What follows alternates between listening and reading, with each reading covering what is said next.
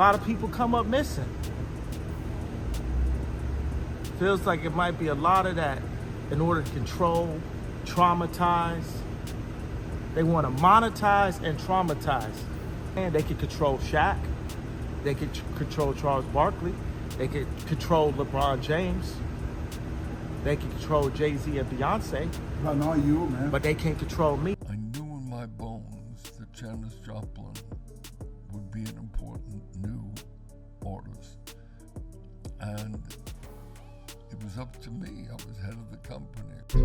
Janis Joplin, the 27-year-old pop singer or rock singer who took little more than 3 years to get to the top, was found dead yesterday in her Hollywood apartment. The coroner said she died of an overdose of... Kanye West has been quite outspoken about the evil industry and how the industry elites aim to monetize and traumatize. Well, it seems there could be some truth in what he has been saying all this time, since upon a closer look at the life and death of Janis Joplin, fans are convinced that someone high up in the industry wanted her gone. So, what exactly is going on? Janis Joplin died of a suspected overdose at just 27 years old on October 4th, 1970, but some close to her believe something else happened. Janis Joplin, the 27-year-old pop singer or rock singer who took little more than 3 years to get to the top, was found dead yesterday in her Hollywood apartment. The coroner said she died of an overdose of... Janis Joplin's death was ruled a heroin overdose, at least according to the coroner's official report. Discovered in her Hollywood hotel room on October 4th, 1970, the rock and roll legend was clutching her cigarettes in one hand and money in the other. She was 27 years old. One of the most gifted and talented singer-songwriters of the 1960s, Joplin had also suffered from serious substance abuse issues. Her friend Peggy Caserta recalled in her memoir, I Ran Into Some Trouble, that the two 20-somethings commonly shared the same batch of heroin. All that was left of the star by October 7th, however, was a cremated pile of ashes that her family privately scattered from a plane into the Pacific Ocean. It had only been a year since the counterculture icon bellowed out classics like Piece of My Heart for hundreds of thousands of fans at the 1969 Woodstock Festival. But something bothered Caserta about her friend's death. Shortly after Joplin died, rumors spread that she had overdosed on an unusually potent batch of heroin. Caserta asserted that she had used the exact same batch not long before Joplin's overdose and said she found that theory absurd. More importantly, however, as an overdose survivor herself, Caserta said she was simply unconvinced by the scene at the hotel. Investigators claim that Joplin had taken a lethal dose of heroin only to purchase cigarettes in the lobby downstairs and return to her bed to die. But speaking from experience, Caserta said this was not possible. You crumble to the floor, like how they found Philip Seymour Hoffman. Half a century later, people are still asking, how did Janis Joplin die? The 1960s arguably yielded the most experimental shift in modern American music. The post-Eisenhower period birthed new trains of thought, sparked as much by psychedelic drug experimentation as by the social and cultural upheaval of the Vietnam War. Columbia Records president Clive Davis recalled one particular moment that made him intensely aware and excited about the new and future direction of music, which was witnessing Janis Joplin for the first time. I knew in my bones that Janis Joplin would be an important new artist. And it was up to me. I was head of the company. Should I say? At the time, Joplin was the lead singer of Big Brother and the holding company at 1967's Monterey Pop Festival. She was only 24 years old, and Joplin seemingly arrived out of nowhere, but had already garnered a reputation while attending the University of Texas at Austin. Unfortunately, it was one as a creep as much as it was a musical prodigy. Born in Port Arthur, Texas on January 19, 1943, Janis Lyn Joplin's childhood as a social outcast made her gravitate to the blues. Davis said she uniquely personified contemporary rock music in spirit, in talent, and in personality. Determined to follow her passion for singing, she dropped out of college in January 1963 and hitchhiked to San Francisco. While on the road performing, Joplin curated a formidable drinking and methamphetamine habit. She also casually ingested psychedelics before ultimately finding heroin. She met Caserta while browsing through her hippie clothing store in the Haight-Ashbury district in 1965. They became fast friends with matching vices. She was fun and outspoken and uninhibited, recalled Caserta. I always thought she was pretty, but she was considered not pretty, and a lot of women thought, I have a chance too. By 1966, Joplin's career skyrocketed. Her talent had been noticed, and she became the lead singer of Big Brother and the Holding Company. Joplin began touring, recording iconic works such as Piece of My Heart, and briefly dated a founding member of the Grateful Dead. By the time Woodstock arrived, her peers included Jimi Hendrix and David Crosby. For concert promoter and friend Bill Graham, Joplin's self-destruction was in part caused by this newfound fame. She had a tremendous amount of assurance when she got it all together on stage, but offstage privately, she seemed to be very frightened, very timid and naive about a lot of things, he said. I don't think she ever knew how to handle success. I think it created problems for Janis. It was October 4th, 1970, and Janis Joplin was late for a recording session. Determined not to let it go to waste, road manager John Cook rushed to her room at the Landmark Motor Hotel in Hollywood. He planned to drag her out, but tragically had to let medics do it for him. Joplin's 1964 Porsche 356, which was virtually impossible to miss, was in the parking lot when he arrived. Purchased for $3,500, she had shelled out another $500 to have her roadie Dave Richards paint the history of the universe in every color of the rainbow on its exterior. When Cook entered Joplin's room, he found her lying dead on her bed with change in one hand and cigarettes in another. Authorities also noted bottles of alcohol and a syringe, but no drugs. According to Los Angeles County Coroner Thomas Noguchi, the missing evidence had been removed from the scene by one of Joplin's friends and returned when they realized that her drug use would show in the toxicology report anyway. Noguchi concluded that Janis Joplin died of a heroin overdose that was compounded by alcohol. Cook thought Joplin had been given an overly potent batch, which wasn't entirely baseless. Other local users had purportedly overdosed from it that weekend. Joplin's publicist Myra Friedman later retraced Joplin's final steps. She interviewed coroner's office officials and waded through police documents. She concluded that Joplin purchased cigarettes after taking a lethal amount of heroin. The medical examiner's office of New York County confirmed that heroin overdoses are usually slow and only occur rapidly when combined with other drugs. Friedman believed Joplin got high, walked to the hotel lobby to get change for her cigarettes, and then died in bed. But that narrative appeared ludicrous to people like Peggy Caserta. According to her memoir, Caserta had arrived at the scene shortly after police and saw her friend's lifeless body. After years of addiction and getting sober, she reflected on the scene. I saw her foot sticking out at the end of the bed, she said. She was lying with cigarettes in one hand and change in the other. For years it bothered me. How could she have overdosed and then walked out to the lobby and walked back? I let it go for years, but I always thought something is wrong here. Caserta posited instead that Janis Joplin's cause of death was due instead to an accident. She suggested that the tiny hourglass heel on Joplin's sandal got stuck on the shaggy carpet. She then tripped and broke her nose on the nightstand, after which she dozed off and asphyxiated on her blood. The idea that Joplin's heroin was so much stronger, there's no gold standard, she said. It was absurd. When Janis Joplin died, she left behind a creatively pristine legacy with a voice that bellowed out the collective desires of a generation. She died in her prime, joining the ranks of other talented performers who were taken at her age, known as the Notorious 27 Club, which included Jimi Hendrix and would include Kurt Cobain and Amy Winehouse. Hendrix died just 16 days earlier. For Graham, the metaphysical connection, as far as timing is concerned, that it's in the stars or something, was pure nonsense. Hendrix was an accident, and Janis, nobody knows yet, he said at the time. I'm sure that somebody has thrown the I Ching at it, or somebody is turning over the pages of some book and reading the charts and looking through the stars and saying, I knew it, I knew it. After Janis Joplin's death, she was inducted into the Rock Hall of Fame in 1995 and given a Lifetime Achievement Grammy Award in 2005. Even the now Highland Gardens Hotel, where she died, has memorialized her with a brass plaque in Room 105's closet. As her life is celebrated, Janis Joplin's cause of death becomes almost unimportant. Does it matter at this late date? In some ways, maybe it doesn't, said Caserta of how Janis Joplin died. But what matters is the truth, and the truth is that she didn't overdose. I will go to my grave believing that. God knows I've been there several times. The mystery surrounding Janis Joplin's death continues to intrigue and puzzle both fans and those who were close to her. The official report states that she died of a heroin overdose, compounded by alcohol, but several inconsistencies and odd details about the case have led some to question this conclusion. Report, I can see that they found a number of prescription pills used to treat insomnia as well as anxiety. Caserta's skepticism about the overdose narrative is rooted in her own experience with heroin. She was familiar with the effects of the drug and found it implausible that Joplin could have taken a lethal dose, walked to the lobby to purchase cigarettes, and then returned to her room.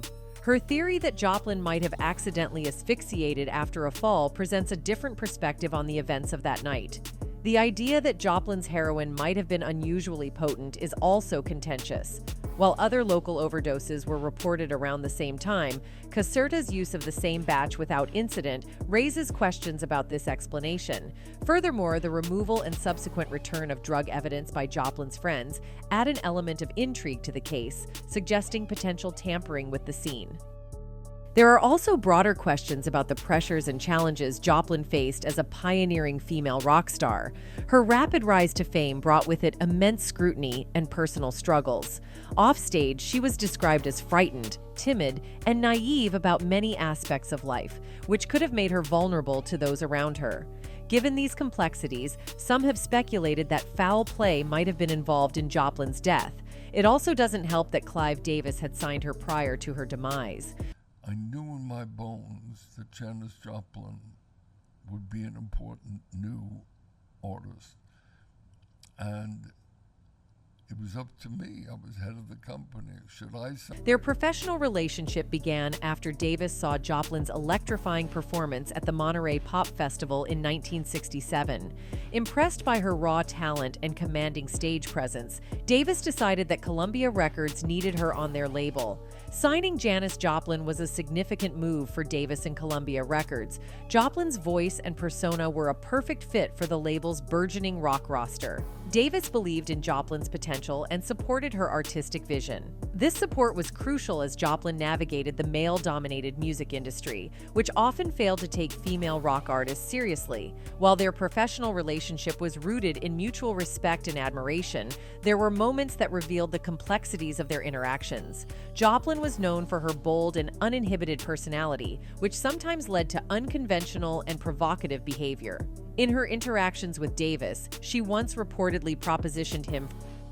When asked about the incident, this is what Davis said: "Ha, that's true. Janis, who never wanted to do anything formulaic, typical, or predictable, was starting out in her career, and it was a very important moment for her. I think it was a little too formal and maybe corporate just to sign a document to say we'd be working together, so she asked to sleep with me to make it more personal. I took it as a big compliment, although I turned it down." However, many fans have noted that it is quite peculiar that Janis Joplin never spoke publicly about her alleged proposition to Clive Davis, a bold act that would have been in character with her rebellious and uninhibited nature. This silence is intriguing, given Joplin's open and candid demeanor in other aspects of her life. Equally strange is the fact that Clive Davis only mentioned this incident years after Joplin's death, raising questions about the timing and motivation behind his revelation. The absence of any direct acknowledgement from Joplin herself, coupled with Davis's delayed disclosure, adds an enigmatic layer to their relationship and leaves room for speculation about the true dynamics between them. In any case, we all know Clive Davis is no saint in the music industry. He was plucked out of a law firm to become chief lawyer for Columbia Records. 3 years out of law school. Clive Davis, often hailed as a virtuoso music producer and executive, is famed for his role in launching the careers of some of the biggest stars in the industry. Most notably, the late Whitney Houston, a once-in-a-lifetime vocal powerhouse, fell under his spell when she was just a young artist with boundless potential. And unluckily for Houston, signing with Clive would be the beginning of her demise. In an interview, R&B singer Jaguar Wright delivered a scathing critique of the Whitney Houston biopic, shedding light on the motivations behind its production and reigniting conversations about the circumstances surrounding Houston's tragic demise. Wright's bold remarks provide a raw and unfiltered perspective on the industry's exploitation of the late icon's legacy. "I don't know if they play this movie and you see no kind of substances in this movie. You feel like it's an injustice to what this look," Wright asserted, expressing her skepticism about the forthcoming biopic's authenticity. I feel like anything with her name on it is strictly for the purposes of financial gain for those who have access to her estate, including Clive Davis. Wright's criticism didn't stop there. She explicitly called out Clive Davis, the renowned music executive closely associated with Houston's career, accusing him of exploiting the singer's talent and struggles for personal gain. Referring to Davis's purported efforts to help Houston overcome her challenges prior to her death, Wright didn't mince her words. Davis knew he needed Whitney back under his control, and that's why he was forcing her to have a comeback. For context, Clive orchestrated Whitney's comeback in 2009 after years of substance abuse and a messy relationship which ended in a messy divorce. Her debut album, I Look to You, sold 304,000 copies in its first 7 days on the market, sending Houston back to the top of the charts and giving her the best debut week of her career. Houston still stands for the best of songwriting, the best of singing, and we know the public wants it, Clive said in 2009. There is a song on this album which is called I Didn't Know My Own Strength, and it really speaks for Whitney. She tumbled, but she didn't crumble. In any case, Whitney did not release anything after that since her voice had been ruined due to substance abuse, much to Clive's disappointment. But despite the undeniable vocal decline and the unmistakable shadow cast over Whitney's star power, Clive's optimism seemingly remained unscathed. Of course, one might wonder if his rosy outlook was fueled by the substantial coin he continued to rake in from her legacy. It's difficult not to speculate whether Clive's unwavering hope was propelled by the echoes of revenue streams rather than genuine concern. In any case, it was no secret that the music mogul appeared to be more invested in making money than in his protege's well-being. You see, Whitney died on February 11, 2012, the day before the Grammy Awards. This was hours before she was to attend Davis's annual pre-Grammy party. At the time, the public and lovers of her music worldwide were devastated by her passing. However, Davis, Whitney's self-proclaimed friend and mentor, still hosted his pre-Grammy party in the Beverly Hilton Hotel on the evening of February 11th, despite the singer's body remaining inside the building until 12:45 a.m. At the start of the event, he shared a tribute to Houston saying, "By now you have all learned of the unspeakably tragic news of our beloved Whitney's passing. I don't have to mask my emotion in front of a room full of so many dear friends." The Grammy Award winner continued, "I am personally devastated by the loss of someone who has meant so much to me for so many years. Whitney was so full of life. She was so looking forward to tonight, even though she wasn't scheduled to perform. Whitney was a beautiful person and a talent beyond compare. She graced the stage with her regal presence and gave so many memorable performances here over the years. Simply put, Whitney would have wanted the music to go on, and her family asked that we carry on." Whitney Houston's death on the eve of the Grammys in 2012 came as a horrific shock, if not entirely without warning. Raced to the 4th floor and found a lifeless Whitney Houston inside her hotel room bathtub. They tried in vain to resuscitate her with CPR. The platinum-selling singer and actress was to attend Clive Davis's annual pre-Grammys bash at the Beverly Hilton that night, but instead, she died in a room upstairs after accidentally drowning in the bathtub. It was reported at the time that the LA County Coroner's Office noted in its post-mortem findings that a white crystal-like substance was found in the room. There was also an open bottle of champagne and other personal items believed to belong to the late songstress. An autopsy was performed with the official cause of death listed as accidental drowning with atherosclerotic heart disease and cocaine use, just probably immediately prior to the drowning listed among contributing factors. Although Clive wasn't the one who got her hooked on substances, we still cannot dismiss Clive's involvement in all this. In fact, recent revelations are now showing that Clive might have actually benefited more from Whitney's demise compared to when she was alive. You see, the world of music contracts is a labyrinthine maze, riddled with complexities that often escape public scrutiny. This clandestine clause, also referred to as a non-performance or failure of performance clause, raises eyebrows due to its alarming implications.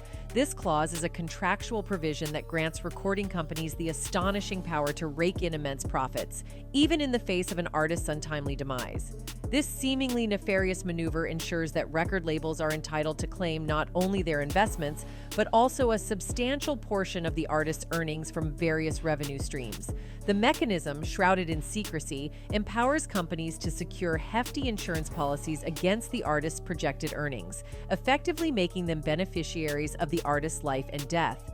The inception of the death clause dates back to an era where the corridors of power were controlled by shadowy figures, reminiscent of scenes from the silver screen. It appears that this clause was designed to guarantee the label's financial security and influence, even if it meant profiting off the demise of an artist. In essence, the clause suggests that an artist who fails to meet performance obligations or repay advances becomes an even more lucrative asset in death. Intriguingly, this malevolent clause has evolved over time, adopting a subtler facade while maintaining its exploitative essence. Once valued in thousands, it now holds the potential to be worth billions, owing to the colossal investments labels make in nurturing and promoting burgeoning talents. The insurance policies procured under this clause serve as a safeguard against potential losses in the event of an artist's incapacity or demise, thereby safeguarding the label's investments and projected profits. Amidst this maelstrom of revelations, speculation has begun to swirl around the extent of Clive Davis's involvement with the death clause. As a mastermind behind the success of many artists, including Whitney Houston, questions arise about whether he reaped any benefits from the tragic loss of his prized protege. While no concrete evidence has surfaced linking Davis directly to this exploitative clause, artists and insiders have started to come forward, painting a troubling picture of his role in potentially capitalizing on the grim provisions of the clause. Whispers have transformed into outspoken voices as several artists shed light on their experiences within the clutches of the music industry's dark underbelly. Their stories echo the same sentiment, that the death clause, once a well-guarded secret, is not a relic of the past, but a contemporary reality. It has been alleged that Davis and other industry magnates might have leveraged this clause to their advantage, using it as a financial safety net against unforeseen losses. What's even creepier is the fact that Janis Joplin and Whitney Houston are not the only artists who mysteriously lost their lives while under Clive Davis's management. One other person who went through the same fate was Phyllis Hyman. Phyllis Hyman's journey with Arista Records began when the label acquired Buddha Records, the company that had produced her initial albums. This transition brought her into the orbit of Clive Davis, the influential CEO of Arista. From their first meeting, Davis was captivated by Hyman's talent and imposing presence. At 6 feet tall, the Philadelphia-born singer exuded star potential. Recognizing her abilities, Davis saw an opportunity to mold Hyman into a mainstream success. He believed that with some strategic guidance, she could achieve the fame he felt she deserved. However, this well-intentioned mentorship marked the beginning of a tumultuous relationship. Hyman was a fiercely independent artist, unaccustomed to being told how to direct her career. Davis, in his role as a seasoned music executive, advocated for her to pivot towards pop music. He argued that pop was the current trend and offered the quickest route to stardom. Despite his persistent encouragement, Hyman was unwavering in her dedication to soul and R&B, genres that resonated deeply with her artistic identity. This fundamental disagreement led to frequent and heated exchanges, reflecting the clash between Davis's commercial instincts and Hyman's artistic convictions. The tension between them extended beyond musical direction to include Hyman's image. Davis suggested that she dye her hair blonde to appeal to a broader, predominantly white audience, which he believed had greater purchasing power. Hyman, a staunch advocate for Black pride and cultural authenticity, saw this suggestion as a betrayal of her identity. To her, altering her appearance to conform to mainstream standards was unacceptable. She refused to compromise, further straining her relationship with Davis. Davis was used to exerting control over the artists at Arista, shaping their careers according to his vision. His success in the industry had often depended on his ability to guide artists towards commercial success, sometimes at the expense of their personal or artistic preferences. Hyman, however, represented a challenge to this approach. She valued her integrity and cultural roots above the commercial considerations that Davis prioritized. During her time at Buddha Records, Phyllis Hyman was revered and celebrated. She enjoyed a great deal of creative freedom, allowing her to fully explore her talents without external constraints. In stark contrast, her experience at Arista Records was much more restrictive. Here, she was under the control of a CEO whom she would later liken to a plantation manager, someone who sought to dictate every aspect of her career, right down to what she wore. Her stint at Arista Records under Clive Davis's management had deeply affected her. The years of workplace toxicity and marginalization had taken a toll on her. She had sleepless nights, anxiety, and depression. In those days, mental health wasn't taken seriously, so Hyman was left to battle everything on her own. Despite her fame, money, and talent, she struggled deeply. Tragically, Phyllis Hyman ultimately took her own life, a heartbreaking end to a brilliant yet troubled journey. In any case, the fact that these stars perished while under Clive Davis's care speaks volumes. Although none of these allegations have ever been confirmed, some fans are still convinced that Clive Davis might have had something to do with the unalivement of these great ladies. Anyway, that's it for this video, folks. Bye.